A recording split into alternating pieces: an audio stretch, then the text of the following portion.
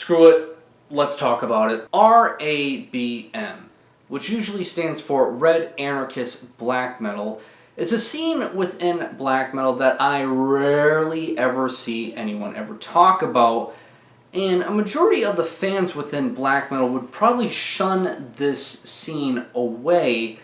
And recently I've been really curious as to what RABM has, what bands contribute to this scene, and really in short, a brief summary of it, RABM, Red Anarchist Black Metal, it's basically the rebellion to the rebellion of that, of NSBM, the complete contrast of it. And, a rebellion to a rebellion within music is absolutely nothing new. Just look at punk music that started up in the early 70s in the UK, so came the rebellion to that of, Rock Against Communism. Or, in the 80s we had, groups like, Alice Cooper and Merciful Fate bringing a very strong satanic imagery to the masses, and all the conservative households worrying about their daughters and sons being all satanic in their Christian households. Then came the rebellion to that of bands like Striper.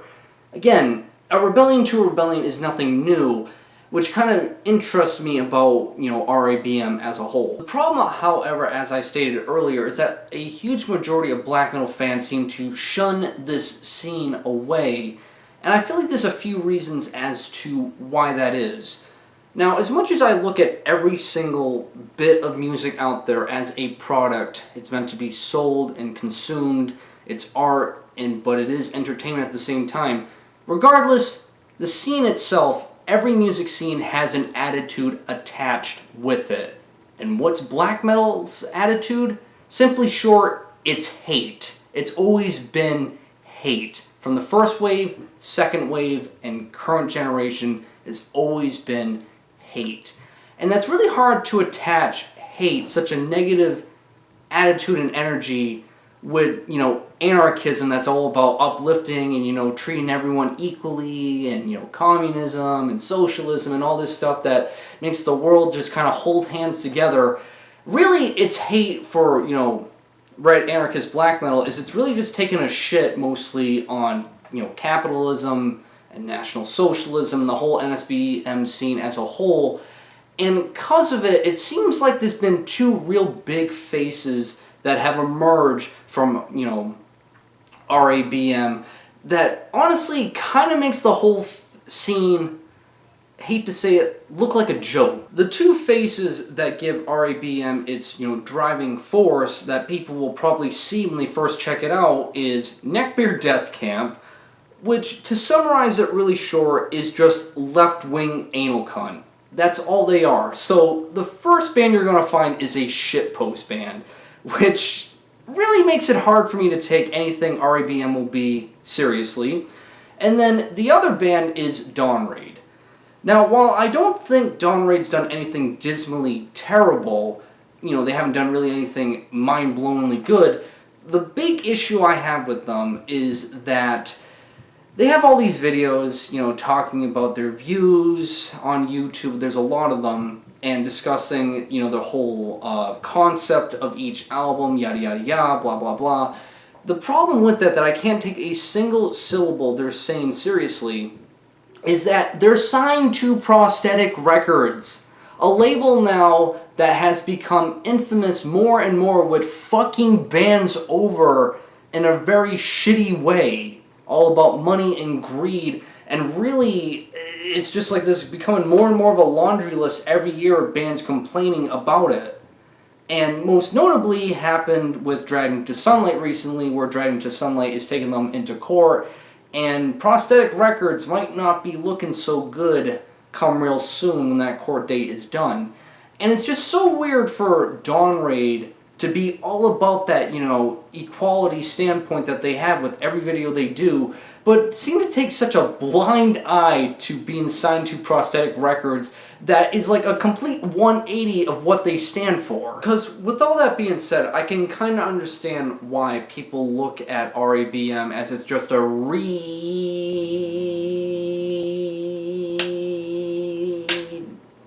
ridiculous scene that, is turned a blind eye to actually a few within it that are actually pretty good that I want to, recommend to you guys.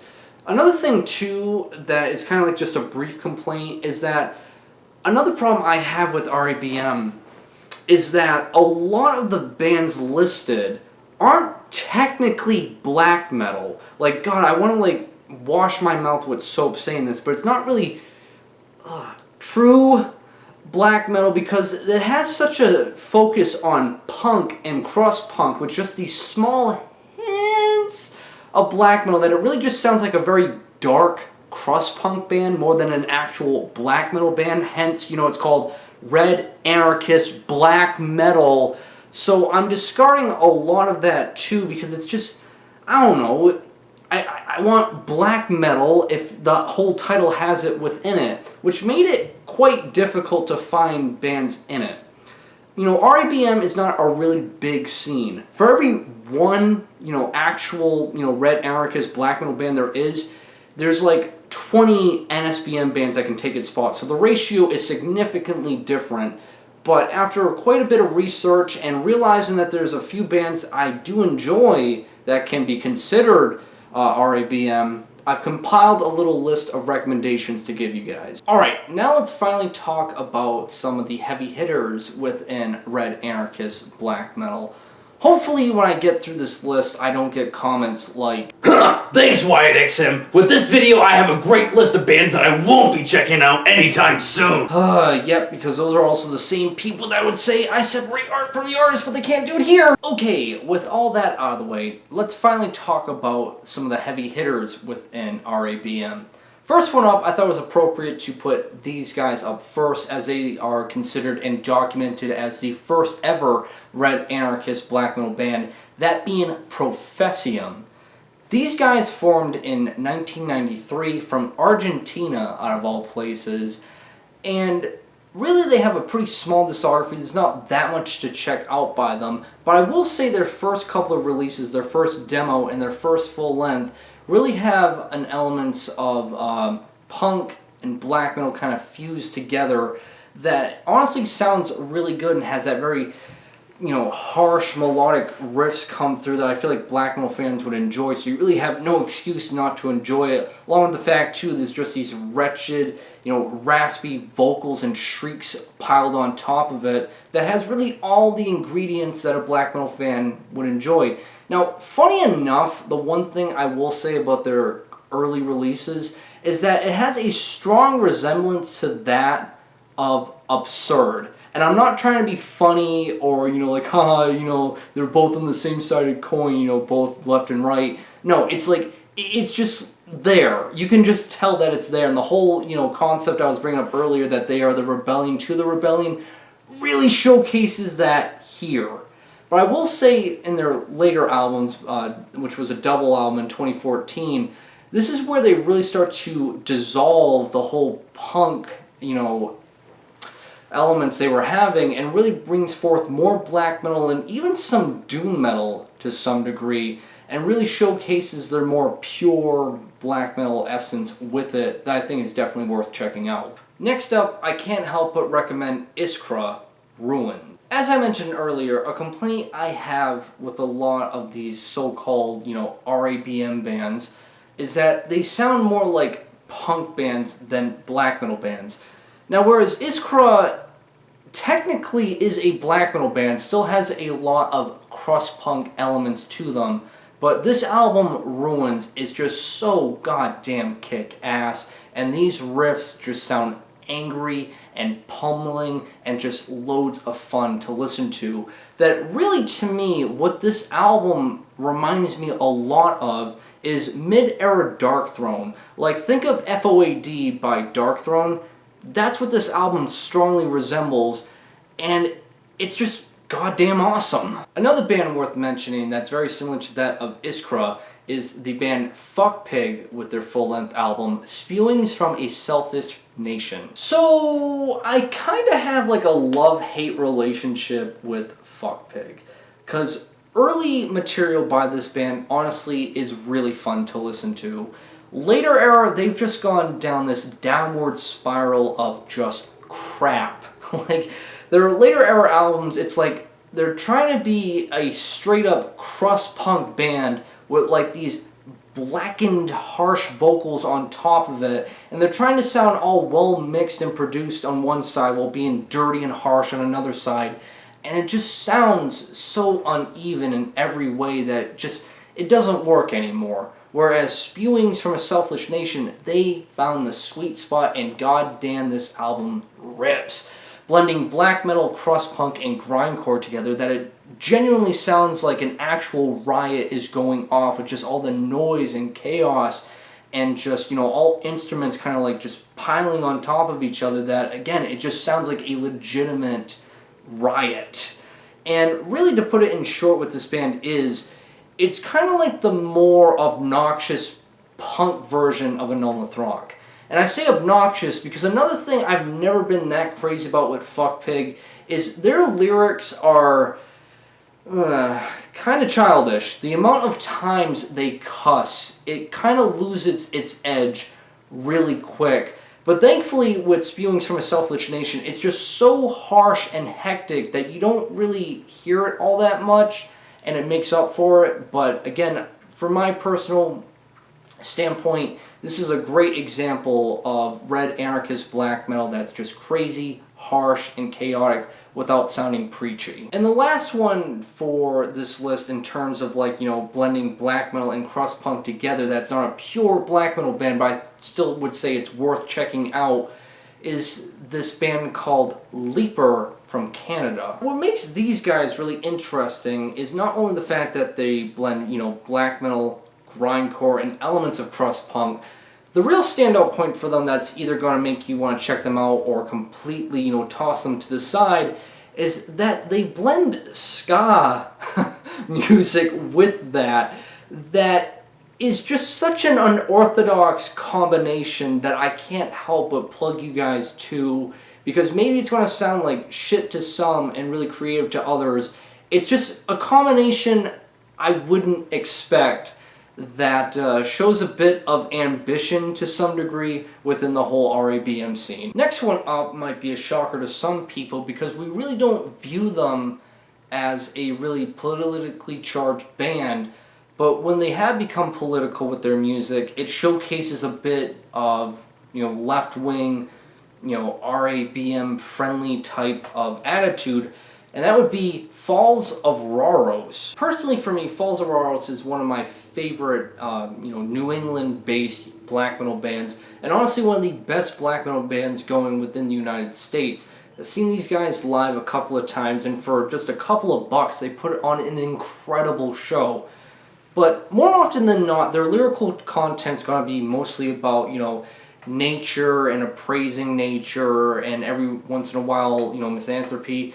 But every once in a great moon, even, they have lyrical content about anarchism. And one song that really provides that is from the album From the Light That Dwells in Rotten Wood, titled Awaiting the Fire or Flood That Awakes It. There's one lyrical verse that goes like this: Down below this concrete prison, dying yet always enduring, remains a resistance to this endless cycle of production, consumption, and spiritual rape. Tear down every last prison, open all cages and disrupt the current. Bring down all institution, rip up foundation, and love as you used to. Now, I don't know about y'all, but that sounds like pure anarchist worship right there. And personally, for me, that sounds a hell of a lot more poetic than some of the other, RABM bands that sound like this. Fuck off Burzum, fuck off Inquisition, fuck off Goat Moon, fuck off Pest Noir, fuck off Absurd, fuck off Talk, fuck off Shining, fuck off Grand Belial's Key, fuck off Graveland, fuck off Nocturnal Mortem, fuck off Satanic Warmaster, fuck off Hate Force, fuck off Bedroom Aryans, fuck off Nazi shitheads, fuck off edgelord cunts, fuck off and die. Such poetry. Up next we have a very creative band, that being Book of Sand. Now, not much is known about this band. Even their members are kind of anonymous, and even the instrumentation that they do is not really listed all that much. other than, there's guitars and drums and vocals. But there's this other instrument that they utilize within each album that it sounds like a violin, but from rumors that I've heard, it's not. It's actually they made their own instrument specifically for this band, which is quite different and pretty ambitious. But what I really like about it a lot is it's got that very hazy, atmospheric sound going with it that really, again, any black metal fan could really have a lot of enjoyment with them. It is a little bit artsy at some points, how they go along with their sound, but really, to me, the songwriting is very creative, where it showcases that not every single, band within the scene and soundscape of, RABM is just always trying to be, that blackened punk sound. And this shows quite a bit of creativity that a lot of other black metal bands really don't have. So Book of Sands, I would say, is the most experimental one that I've come across. Then we have this band called Operation Volkstod. Hopefully I said that right. Now, this band has been getting a lot of positive and negative attention, I've noticed. And one thing I've seen within the comments of every song posted by this band on YouTube is a lot of people criticize it because, oh, it sounds like Burzum, it sounds like Moloch, it sounds like Der Stürmer, this and that.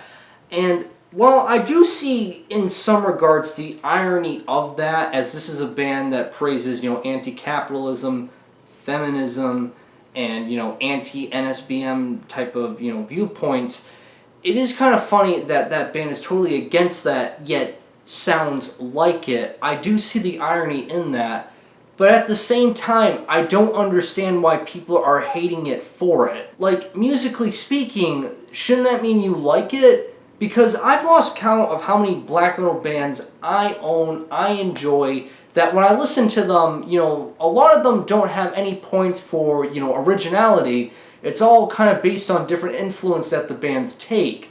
There's tons of them out there that sound like Burzum that I think are actually really good. There's tons of black metal bands out there that, really borrow the whole Finnish black metal sound, but yet sound good on their own. So songwriting-wise, it has all the components you'll like, which then comes to the point that the only real reason I can see as to why this is getting shitted on is that people kind of laugh at the album artwork, thinking that, oh, how am I supposed to take this band seriously with album artwork like that? And it's like, again, aren't you the same type of people that say you separate the art from the artist? So it's like you're kind of looking like a big fucking hypocrite if you're really gonna, bash this band for it. I feel like if the album artwork didn't have that, it had a basic pentagram with the, the album title called Black Metal is Krieg, Ooga Booga Booga, you'd probably think this album sounds great. So please, if that's your main criticism for it, then toss away all the other black metal bands out there that have the same influence. Because again, I don't understand why this black metal band's getting shitted on. It has the harsh, aggressive sound, the really, kick-ass sounding riffs and harsh vocals. It has all those basic components that will fulfill any black metal fan's enjoyment. So, again, I know I'm repeating myself, but you literally have no excuse not to like it. And second to last is a black metal band from Greece called Yovel. Hopefully I'm saying that right. And really, this is just an atmospheric black metal band with just really strong, songwriting. Yeah, the dynamics are kind of cliche as, it kind of builds up to something. You have the whole big burst of energy of blast beats and wretched screams. And then you have the falling action of more kind of like acoustic works, kind of soothing down until you hit the end piece of it. But again, there's a lot of bands out there that have the same dynamics and songwriting, yet people give it a praise, that I feel like it kind of fits in with the herd of another great black metal band to check out. So definitely check these guys out. And the final one I'll recommend is easily the best one within the bunch, called Sorgsvart. Again, hopefully I'm saying that right. This was a one-man black metal project from Norway that formed in the late 90s, and I'm pretty sure has been inactive now for quite a handful of years. but his last album is just black metal genius. And why is that? Because it blends both black metal and folk music together that is very similar to that and takes a lot of influence from bands like Nocturnal Mortem and Windear, to the point that this really has a strong resemblance to that of albums like 1184. So if you're a Windear fan, which I would assume a lot of black metal fans are, you should absolutely fall in love with this. If you're a fan of Windear or Nocturnal Mortem, you have literally no fucking excuse not to enjoy this, because the songwriting, musicianship, and just the blend of black metal and folk is just so perfectly laced together that this album, in my view, is the absolute magnum opus of RABM, and fucking hell, it is glorious from start to finish. And this album's a long one, as I believe it clocks in a little over an hour long, but every single minute of it has that very authentic black folk style that, again, has strong resemblance to that of Nocturnal Mortem, Windear, and even Graveland to some extent. And God, he knocked it out of the park with this album. So out of everything within this list, I feel like a majority of you guys will have a lot of fun listening to them. And that'll do it for this video. I feel like a lot of you guys will have a lot of fun checking out these bands. But if you have any that I missed out on, which I probably did, definitely comment below. And that will do it. So like always, guys, link provided to everything I talked about in the description. Most importantly, guys, make sure you guys drink plenty of water to stay hydrated. And like always, make sure you judge people by actually getting to know them and not through a YouTube comment section.